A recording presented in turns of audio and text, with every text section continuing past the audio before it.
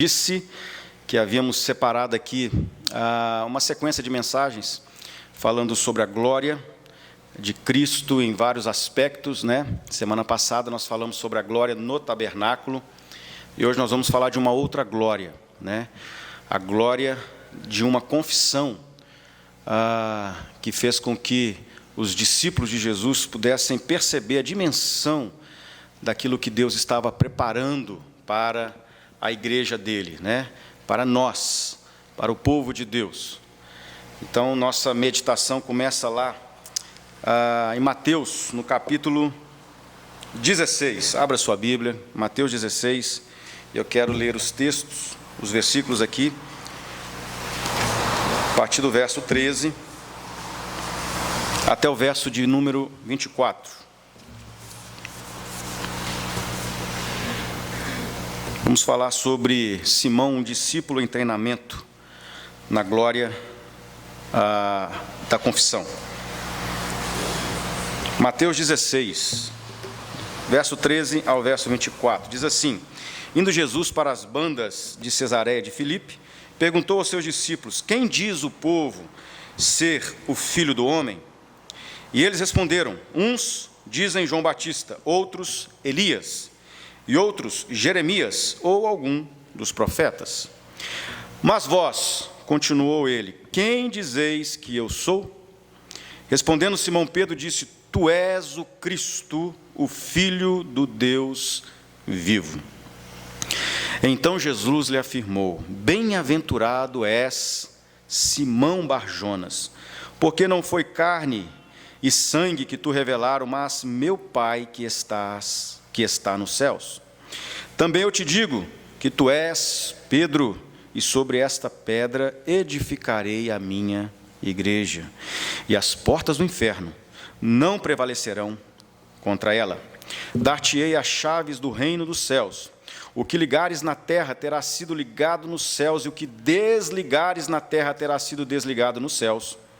Então advertiu os discípulos de que a ninguém dissessem ser ele o Cristo. Desde esse tempo, começou Jesus Cristo a mostrar a seus discípulos que lhe era necessário seguir para Jerusalém, sofrer muitas coisas dos anciãos, dos principais sacerdotes e dos escribas, ser morto e ressuscitado no terceiro dia. E Pedro, chamando-o à parte, começou a reprová-lo, dizendo: Tem compaixão de ti, Senhor, isso de modo algum te acontecerá. Mas Jesus, voltando-se, disse a Pedro: Arreda, Satanás, tu és para mim pedra de tropeço, porque não cogita das coisas de Deus, e sim das dos homens. Então, disse Jesus a seus discípulos: Se alguém quer vir após mim, a si mesmo se negue, tome a sua cruz e siga-me. Vamos orar mais uma vez. Senhor, nós te agradecemos por esta manhã, por esse domingo, por estarmos na tua casa. Te agradecemos também, ó Deus, por esse tempo cultico de louvor, de adoração, de vermos as tuas maravilhas, ó Deus, de podermos te adorar como um corpo. E agora, ó Deus, quando temos também o privilégio, graça de ler a tua palavra, nós queremos nos debruçar nela, ó Deus, e ouvir a tua voz. Fala, portanto, ó Deus, ao nosso coração, as expectativas que temos, ó Deus, nessa manhã, e aquilo que o Espírito do Senhor já tem colocado no meu coração e colocado também no coração dos irmãos. Sejamos assim edificados e abençoados pelo Senhor nessa manhã, em nome de Jesus. Amém. Amém. Eu gostaria de iniciar lendo parte de a gente chama de exórdio, né, na nossa mensagem, mas eu queria ler algo que mexeu muito comigo nesse livro, que chama Guarda o Coração, do reverendo Carlos Patente, e um colega nosso, amigo, pastoreando hoje os Estados Unidos, e um escritor, e ele relata aqui uma história muito interessante, que eu queria trazer aos irmãos nessa manhã, para entendermos um pouco essa mensagem, né, dessa manhã. E essa ilustração, essa história, fala sobre o guarda da fonte, né? Nós precisamos buscar ter o nosso coração blindado das assolações terrenas, né? Então, guarda o coração. Diz assim a história: o guarda da fonte era um pacato habitante da floresta que vivia em um povoado da Áustria, nas encostas dos Alpes. O idoso cavaleiro, né, fora contratado há muitos anos pelo então recém-constituído Conselho Municipal para retirar entulhos das piscinas naturais, formadas pela água que descia pelas encostas da montanha e abastecia a encantadora fonte da cidade.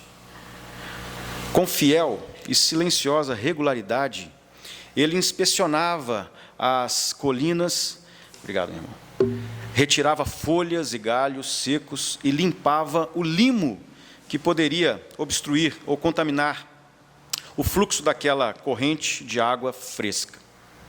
Aos poucos, o povoado começou a atrair a atenção dos turistas. Cisnes graciosos nadavam pela água cristalina. Rodas d'água e de várias empresas localizadas na região giravam dia e noite. As plantações eram naturalmente irrigadas e as paisagens vistas dos restaurantes tinham uma beleza indescritível. Os anos foram passando. Certa noite, o conselho da cidade reuniu-se para o encontro semestral. Enquanto seus membros examinavam o orçamento, os olhos de um deles fixaram-se no salário pago ao humilde zelador da fonte. O responsável pelas finanças então perguntou: quem é esse velho? Por que está sendo pago todos esses anos? Ninguém o vê. Pelo que sabemos, esse estranho guarda de reserva florestal não tem nenhuma utilidade para nós. Ele não é mais necessário. Por unanimidade, resolveram dispensar os serviços do homem idoso. Nada mudou durante algumas semanas, mas no início do outono, as árvores começaram a perder as folhas, pequenos galhos desprendiam-se e caíam nas piscinas formadas pelas nascentes, obstruindo o fluxo da água borbulhante. Certa tarde, alguém notou uma leve coloração marrom amarelada na fonte. Dias depois, a água estava mais escura. Após uma semana, uma película de lodo cobria toda a superfície ao longo das margens, provocando mau cheiro. As rodas d'água movimentavam-se com mais lentidão, e algumas chegaram a parar. Os cisnes abandonaram o local, e os turistas também. Houve um surto de enfermidade no povoado. Constrangido, o conselho convocou rapidamente uma reunião extraordinária de emergência. Depois de reconhecer o erro grosseiro que havia cometido, contrataram novamente o zelador da fonte. E algumas semanas depois, as águas do autêntico rio da vida começaram a clarear. As rodas d'água voltaram a funcionar e, mais uma vez, a vida nos Alpes retornou o seu curso. Irmãos, quando nós olhamos para essa ilustração, nós temos que ter em mente o nosso coração. Como anda o nosso coração? Como anda o seu coração?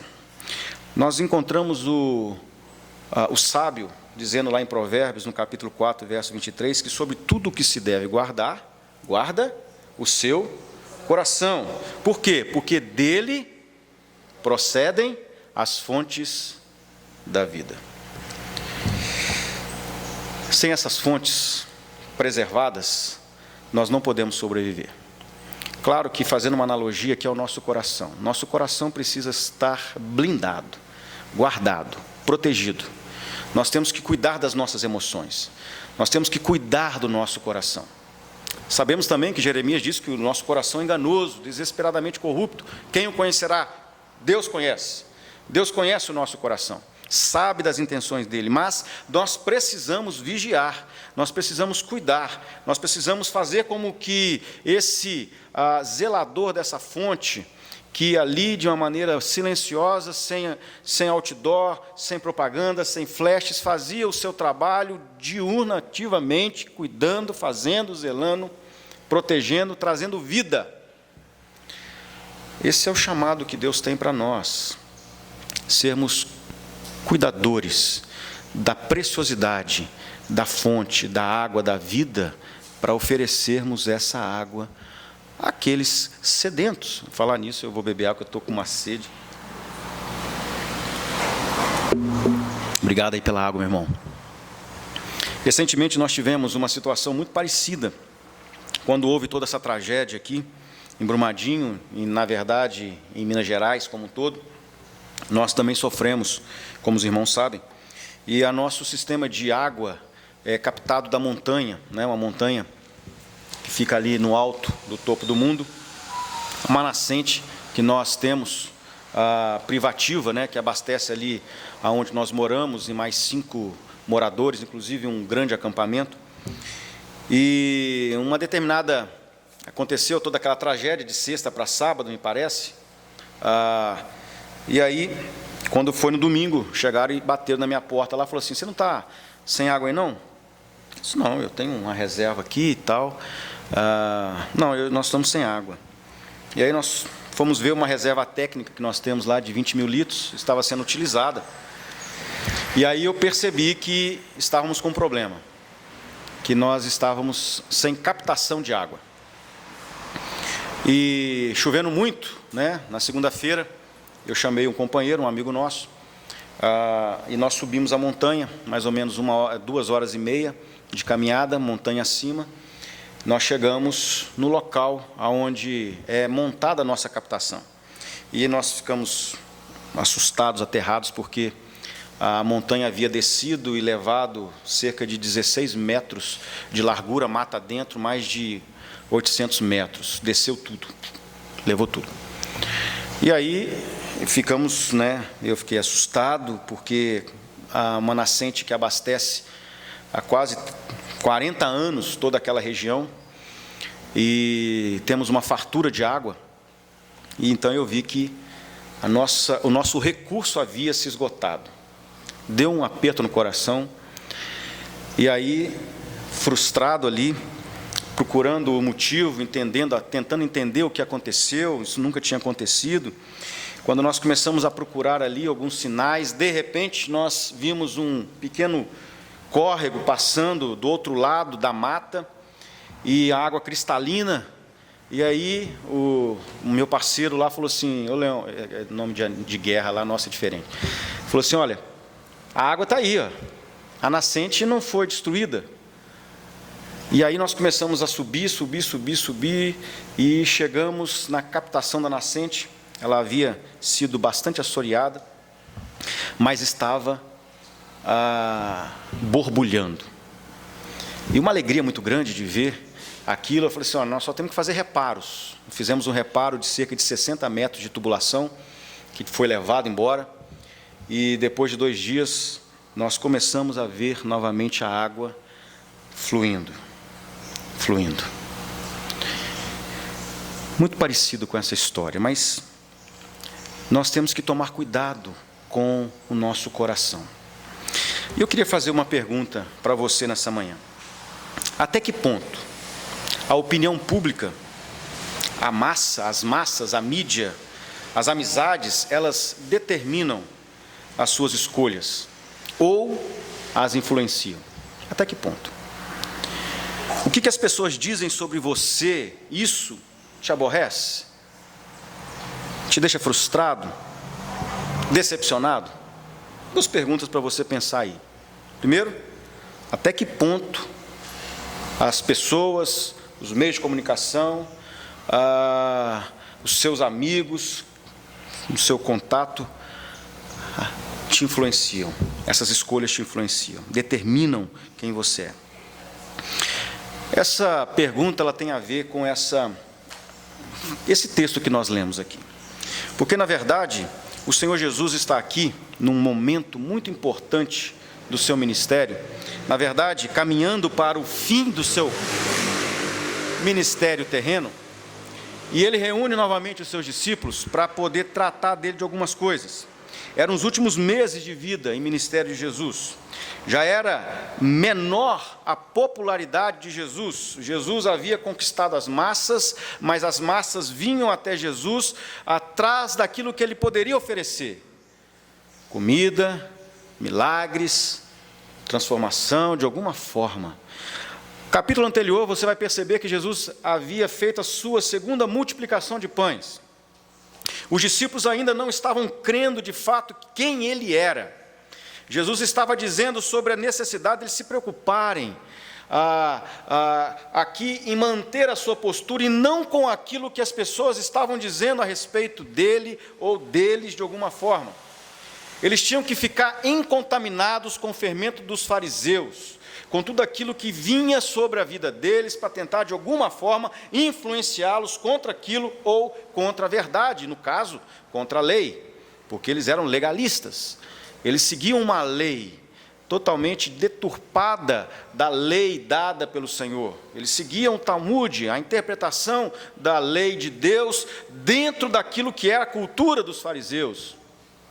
Jesus, então, está aqui perdendo, porque ele disse: olha, é difícil, o meu discurso está difícil, a palavra que eu estou falando está difícil, então vocês podem ir embora. E aí até falou isso para os discípulos: está difícil para vocês também? Podem ir embora. Jesus não estava preocupado com o que estavam dizendo sobre ele. Entretanto, ele resolve fazer uma pergunta. Alguns discípulos estavam desertando. As autoridades em Jerusalém eram hostis a ele. Herodes Antipas suspeitava possíveis aspirações políticas de Jesus. Na verdade, os judeus estavam seguindo Jesus e esperando que ele fosse o Messias, o rei dos judeus, e pudesse libertá-los politicamente e pegar na espada e fazer uma grande rebelião e libertar os judeus do Império Romano.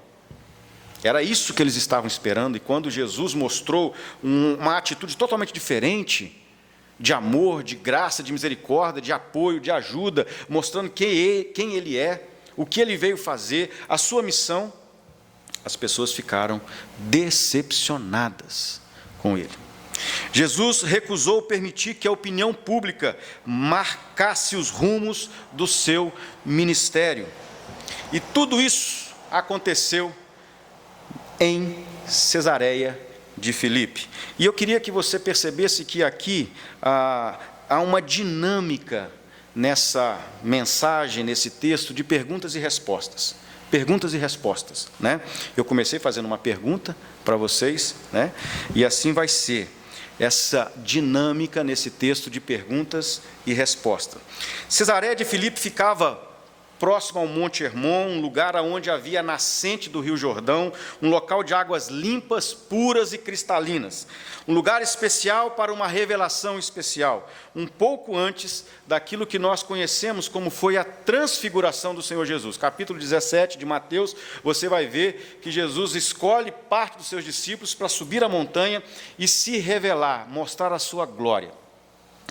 Antes disso acontecer, Jesus leva os seus discípulos a Cesareia de Filipe, a um lugar bonito, a um lugar onde havia águas puras, cristalinas, aonde eles pudessem ali, de alguma forma, refrescar-se daquela Palestina quente. E naquele momento foi um momento de importante revelação do ministério de Jesus. Ali Jesus fez uma pergunta de peso aos seus discípulos. Disse o Senhor Jesus, e aí vem a nova dinâmica de perguntas e respostas: quem diz o povo ser o Filho do Homem? Quem diz o povo ser o Filho do Homem? Para indagar, né, quais os pontos de vista populares ali sobre a sua identidade, eles então faz a ele uma pergunta, né? E ele fala assim: olha, eu quero saber o que as pessoas estão falando sobre mim. Quem dizem que eu sou? Ele poderia ter dito assim: quem que eles estão falando que eu sou? Mas ele diz assim: quem diz o povo ser o Filho do Homem. A palavra Filho do Homem, meus irmãos, é uma palavra extremamente importante, profética, que foi revelada desde o Antigo Testamento na pessoa de Daniel, lá no capítulo 7. Quando Daniel está tendo aquelas visões acerca do Cristo, do fim, das promessas do fim, então ele vê como o Filho do Homem. Filho do Homem é registrado aqui em Marcos pelo menos 15 vezes, tamanha a importância que esse título tem acerca do Senhor Jesus. Filho do Homem é esse título importante que fala sobre a autoridade. Daniel, lá no capítulo 7, verso 13 e 14, disse: recebeu autoridade, glória e reino. Todos o adoraram. Seu domínio é um domínio eterno, que não acabará, e o seu reino jamais será destruído. Ele já profetizou acerca do Filho do Homem, acerca do Messias, acerca do Cristo, para que eles entendessem que não se tratava de uma pessoa qualquer. Ao identificar-se aqui como sendo realmente Filho do Homem, Jesus estava afirmando que ele era algo celestial, glorioso, né? Como eu disse, ele vai manifestar isso aos seus discípulos no capítulo seguinte, na transfiguração. Portanto, o Filho do Homem é o prometido Rei da glória no Antigo Testamento. No Novo Testamento, a figura do Filho do Homem é uma figura de glória. Tudo isso Jesus tem um objetivo. Quando eu falo de Filho do Homem como uma figura de glória, no Novo Testamento, nós encontramos essa revelação lá em Apocalipse, capítulo 1, no verso 13, quando então João tem essa visão daquele como Filho do Homem, cheio de glória, cheio de atributos, cheio de características totalmente diferentes das características humanas, o Deus Todo-Poderoso. E aqui a dinâmica então continua, a mesma dinâmica entra em ação, e nós podemos parafrasear a pergunta de Jesus. Talvez de uma maneira mais clara, nós poderíamos dizer: quem as pessoas acham que eu, o Rei da Glória, sou? Jesus tinha interesse em saber o que as pessoas estavam falando, não só dele, mas dos atributos dele. A opinião pública parecia fixar na ideia de que Jesus era uma espécie de profeta. Nós podemos ver claramente porque eles dizem Elias, Jeremias, talvez João Batista, mas no seu papel de profeta, Jesus ele excedeu a todo tipo de modelo profético. Obviamente, Jesus ele acumulava os ofícios de rei, sacerdote e profeta. Mas aqui, como profeta, ele está dizendo: olha, eu sou muito mais do que os modelos dos profetas que vocês conhecem. Resposta a nós: Jesus é o profeta por excelência e inigualável. Inigualável. Ele estava querendo dizer isso. Como profeta, ele não só estava anunciando a palavra de Deus aos seus discípulos, às pessoas que estavam ali vivendo ao redor, mas ele diz claramente que ele é a palavra de Deus, ele é o Logos, ou seja, ele é o Verbo que se encarnou, como diz João, capítulo 1, verso 1, e o Verbo se fez carne e habitou entre nós, e vimos a sua glória, glória como do unigênito do Pai, verso 14, o Verbo, Jesus se encarnou, o Verbo se encarnou, então ele é a própria palavra de Deus. Desde o início ele existia, ele estava na criação, ele estava oferecendo à humanidade a sua identidade como Filho do Homem. Filho do Homem. O profeta no Antigo Testamento, ele avisava sobre a vinda do Messias de Israel. Jesus foi e fez um pronunciamento profético sobre o Messias, mas quando ele falava de um Messias, ele estava falando de si mesmo, ele está falando dele próprio.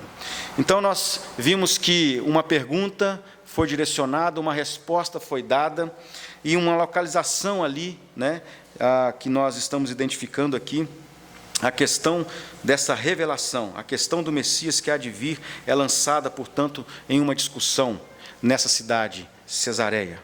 O povo, aparentemente, tinha ficado com os títulos menores.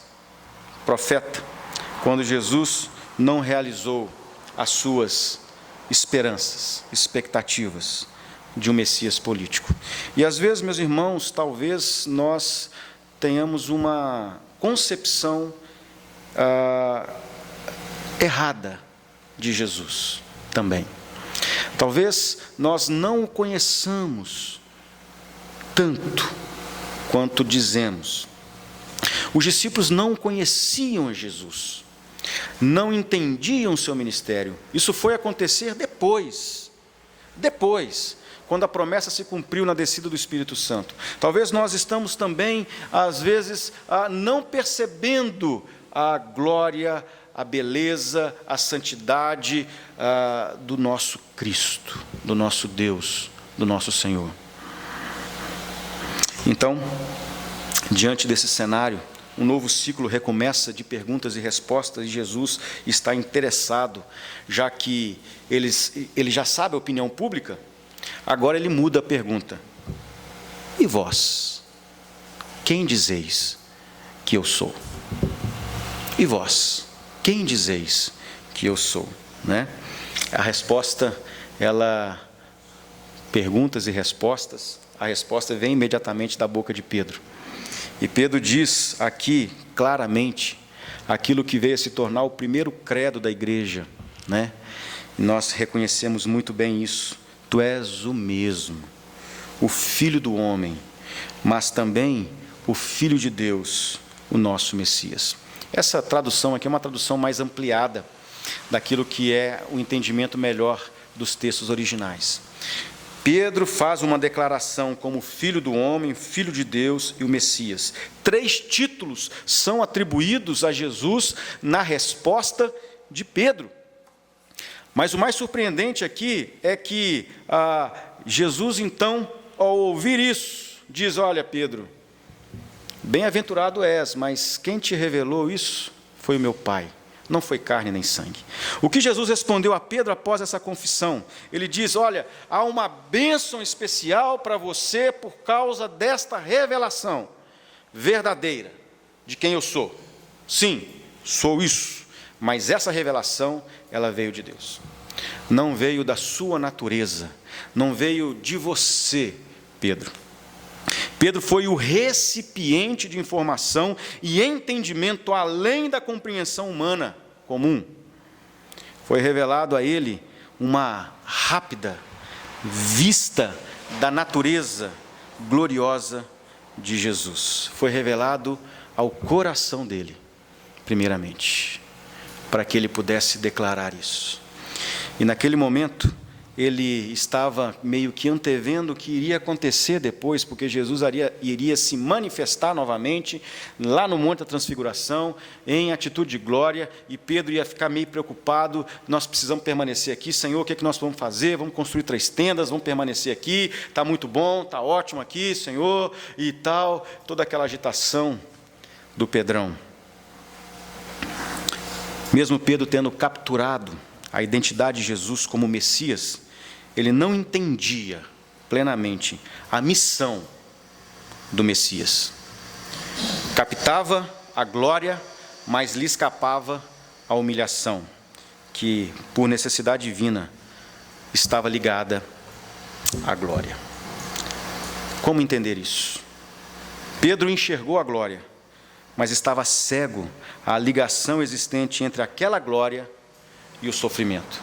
Jesus veio ao mundo, se encarnou em um estado de humilhação, para que ele pudesse então, um dia, passar pela cruz, pela morte, ressuscitar, ser assunto ao céu. Isso nós tratamos na teologia dos estados de Cristo. Tem os estados de humilhação e os estados de exaltação. E nesse processo, tudo fazia parte do processo. Ele precisava disso, ele estava avisando: olha, eu vou ter que ir para Jerusalém, sofrer na mão dos anciãos, principais, sacerdotes, escribas, ser morto, ressuscitado ao terceiro dia. Ele havia dito isso várias vezes para os discípulos. Mas Pedro, aqui, por influência desse texto, principalmente a Igreja Católica Apostólica Romana, que quer colocar Pedro como sendo o Papa, com base numa interpretação errada desse texto. Jesus diz claramente: tu és Pedro, sobre esta pedra edificarei a minha igreja. Tu és Pedro, Petros, fragmento de Petra, que é a palavra no grego, Tu és fragmento de pedra, porque Jesus diz: porque sobre esta pedra, sobre esta Petra, eu edificarei a minha igreja. Jesus estava dizendo: Pedro, tu és fragmento, fica na sua, mas a igreja vai ser edificada não sobre você, não sobre o que você disse, mas sobre mim, que sou a pedra fundamental, eu que sou esse bloco sólido. A igreja do Senhor Jesus, a minha igreja, vai ser edificada sobre mim, Pedro. Era isso que Jesus estava dizendo, e naquele momento, ele então começa a trazer essa revelação da sua glória, da vontade do Pai, da sua missão, e para que nós entendêssemos essa verdade hoje, e fôssemos essa igreja, a igreja do Senhor Jesus, fundamentada sobre o fundamento que é Ele, nada mais. Portanto, irmãos, a igreja continua e sempre será do Senhor Jesus. Nós somos beneficiados de poder e agraciados de poder fazer alguma coisa. É um privilégio servir a Ele na igreja dEle, que a igreja é dEle. Mas, naquele momento, naquela história que continua aqui, Satanás então influencia Pedro. Aqui não existe uma possessão demoníaca, aqui existe uma influência diabólica. Aquela influência que muitas vezes nós ouvimos e que nos impulsiona a falar alguma coisa que de repente você não quer falar, mas você é influenciado, de alguma forma aquilo ali te impulsiona, aquilo ali, o seu coração não está perfeitamente limpo nas fontes, não está guardado, aquilo ali enche o seu coração de alguma coisa ruim, que naquele momento te força a falar alguma coisa que você não queria falar. E naquele momento, Pedro toma essa decisão de falar sobre a influência de Satanás. Tem compaixão de ti, tem compaixão de ti, isso de modo algum te acontecerá. A repreensão de Jesus foi duríssima, pois aquela influência de Satanás ali havia sido uma manifestação daquilo que ele mesmo disse para Jesus após a sua tentação no deserto. Lembra? Jesus foi tentado no deserto, e diz o texto lá, de Lucas capítulo 4, que Satanás iria se afastar dele até tempo oportuno. Jesus havia então enfrentado todos os tipos de acusações, tentações de Satanás naquele momento em que ele está no deserto, durante aqueles 40 dias. E depois de vencer e depois de perder a paciência com Satanás, ele fala assim: afasta de mim, Satanás. E ele usa uma palavra interessante aqui no grego, que é o rípage. Rípage, afasta de mim. Ele usa a mesma palavra aqui, quando ele diz ali para Satanás: afasta, rípage, separa, para trás de mim. O que Jesus estava querendo dizer? Naquele momento ele diz e repreende não a Pedro, mas a Satanás, Como diz: arreda, Satanás, tu és para mim pedra de tropeço, porque não cogitas das coisas de Deus e ensina dos homens. Pedra de tropeço. A palavra aqui para nós na tradução é melhor, para trás de mim, saia da minha frente. Jesus está dizendo para Satanás, olhando para Pedro: saia da minha frente, você não vai impedir a minha missão. Mas Jesus não estava falando isso para Pedro, estava falando para Satanás. Só que Pedro entendeu que ele precisava guardar o seu coração. Ele precisava vigiar, ele precisava entender o que era servir a Jesus, servir como discípulo, ser de fato um instrumento de Deus para a humanidade, como isso aconteceu. Satanás quis que Jesus buscasse a glória sem dor, a soberania sem a cruz. E não é muito isso que acontece conosco? Não é muito esse o discurso que nós ouvimos nos púlpitos hoje em dia? De um evangelho fácil, de um evangelho de prosperidade, de um evangelho sem a cruz, de um evangelho que você pode vir e todos os seus problemas serão realizados. Quantas pessoas estão sendo enganadas com esse falso evangelho? Porque o verdadeiro evangelho de Jesus é um evangelho de cruz. Jesus deixou isso muito claro: se alguém quiser vir após mim, a si mesmo se negue, tome a sua cruz e siga-me. Quem tem olhos somente para a glória e ignora o caminho da cruz, não tem em mente as coisas de Deus. Jesus deixou isso muito claro aqui sobre esse ensinamento. Quando Jesus diz lá no verso 24 aos seus discípulos: se alguém quer vir após mim, negue-se a si mesmo. O que é isso? O que é tomar a cruz e seguir a Jesus? Talvez você vai falar assim: não, a cruz é essa pessoa que eu tenho que suportar. Casei agora, tenho que levar essa cruz, né? Outros falam assim: essa enfermidade é a minha cruz, eu tenho que levar, né? Não tem nada a ver com isso. Não tem nada a ver isso. A cruz era um sinal, um símbolo, um instrumento de morte. Isso é que significa a cruz. Os condenados a morrer, morte de cruz, eram obrigados a carregar a sua cruz até o local aonde ele seria crucificado. Portanto, cruz aqui, meus irmãos, é um instrumento de morte diária. Nós devemos diariamente mortificar o nosso pecado, para que Deus seja glorificado. Nós precisamos nos submeter à vontade de Deus diariamente. Cruz é mortificar a nossa vontade, morrer para o nosso eu, para que nós possamos seguir a Jesus. Isso é tomar a cruz. Nós precisamos entender o que Jesus disse, e nada menos do que isso é exigido de Cristo. Cristo exige algo de nós, uma postura de coerência, uma postura de total, suprema dedicação a Ele. Mais do que as nossas famílias, mais do que a nós mesmos. É isso que Jesus está dizendo aqui para os seus discípulos.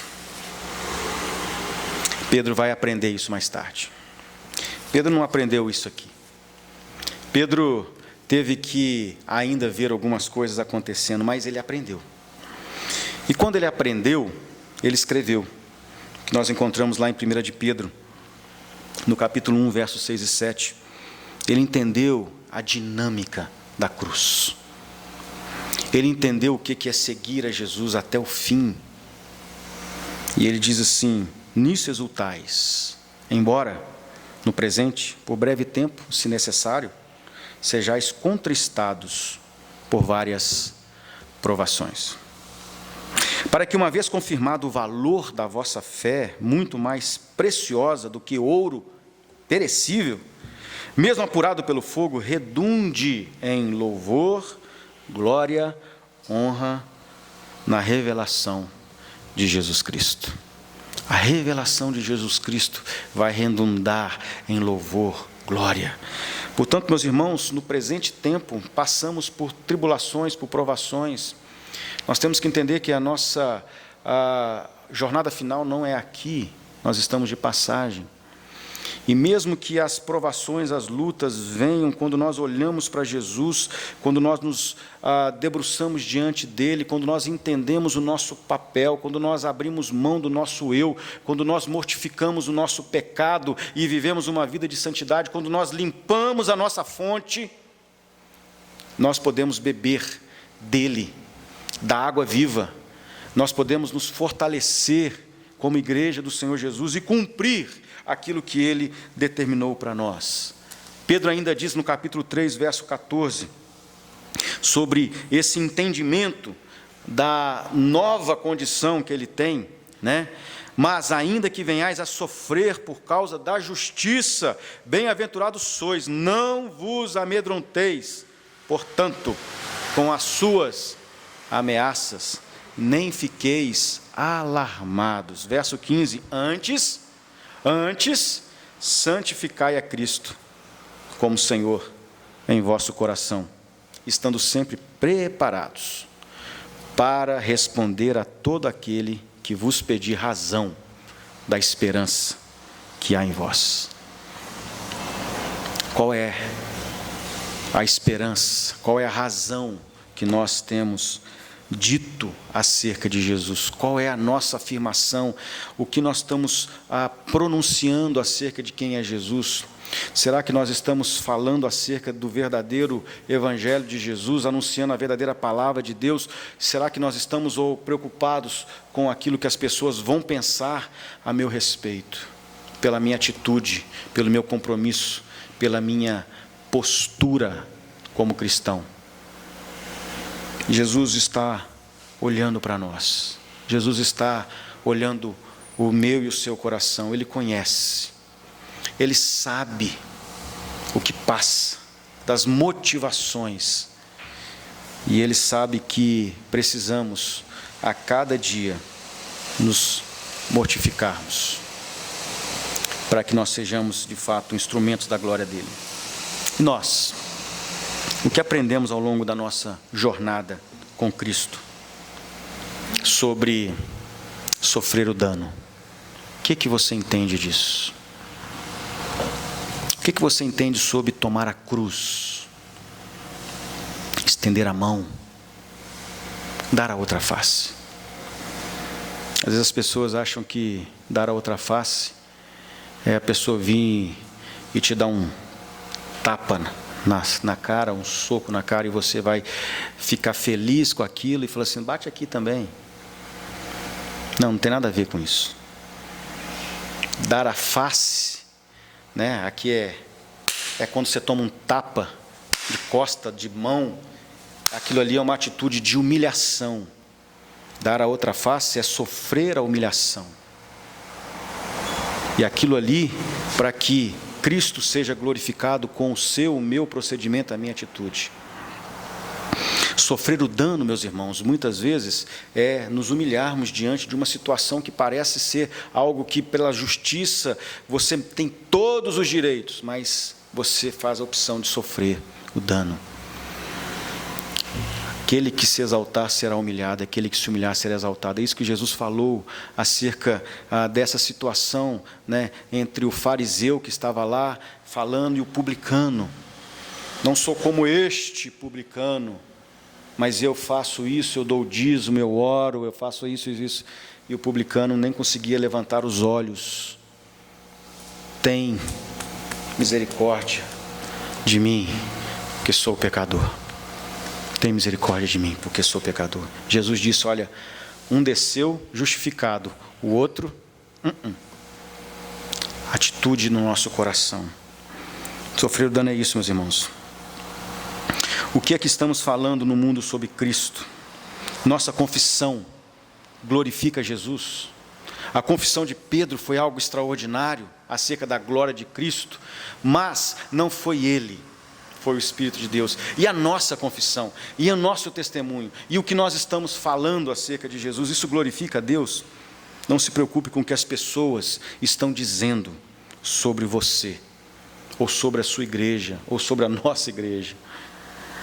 Se preocupe com o que Jesus está dizendo a seu respeito, a respeito dessa igreja, com o Pai.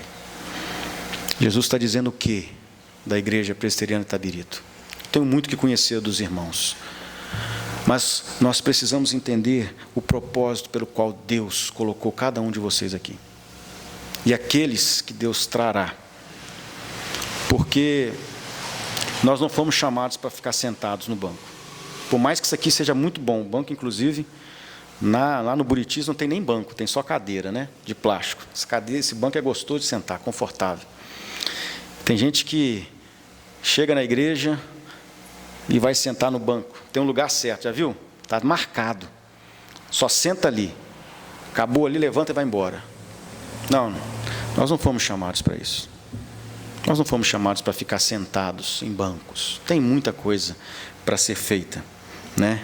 Preocupe-se com isso. O que Deus, o que está sendo dito a seu respeito diante do Pai? Como está a fonte do seu coração? Devemos confiar e confessar, depois de ter o nosso coração guardado das inclinações, engano, aquilo que é corrupto, aquilo que é irreconhecível, muitas vezes, deve ser confessado, abandonado, colocado diante de Deus, para que nós não possamos viver mais diante com essas inclinações, e vivemos uma vida de santidade, de santificação, para não colocarmos, irmãos, tudo a perder, né? O que é tudo a perder? O que mais amamos? A fé, a família, a igreja. Nós precisamos, nessa manhã, perceber aquilo que Deus quer que cada um de nós, como igreja dele, possa responder a esta palavra. Você está preparado para isso? Você está preparado para dar outra face, sofrer o dano, tomar a cruz? Você está preparado para ser humilhado muitas vezes por causa de Cristo, na expectativa, certeza de que Ele um dia vai nos exaltar? É Ele que vai. Então, que sejamos assim, pessoas que estão dispostas a passar por essa transformação de vida, porque aí, queridos, o Espírito Santo vai ter ação, poder nas nossas vidas, e vai poder nos usar cada vez mais. Cada vez mais. É a expectativa, o desejo do meu coração, de que a Igreja Presbiteriana de Itabirito, ela possa voar voos mais altos, para a glória dEle, para a glória dEle. Feche os seus olhos, vamos orar nesse sentido. Baixe a sua cabeça. Deus está nos chamando para que o nosso coração possa estar sendo tratado, para que as nossas dores, as nossas mágoas, as nossas decepções, as nossas frustrações sejam todas colocadas diante do altar do Senhor, para que nós possamos estar livres, completamente livres, perdoados pelo Senhor, para sermos tocados pelo Espírito Santo de Deus e termos uma palavra de adoração, uma palavra de glória ao coração daquele que está abatido, entristecido, sofrido. Que o Senhor possa restaurar cada um de nós, essa igreja, nessa caminhada, nessa jornada. Deus, nós louvamos ao Senhor e bendizemos o Teu nome, mais uma vez nessa manhã, Pai, porque nós percebemos, ó Deus, diante da Tua palavra, que nós precisamos guardar o nosso coração. Nós precisamos, ó Deus, ter a nossa mente renovada.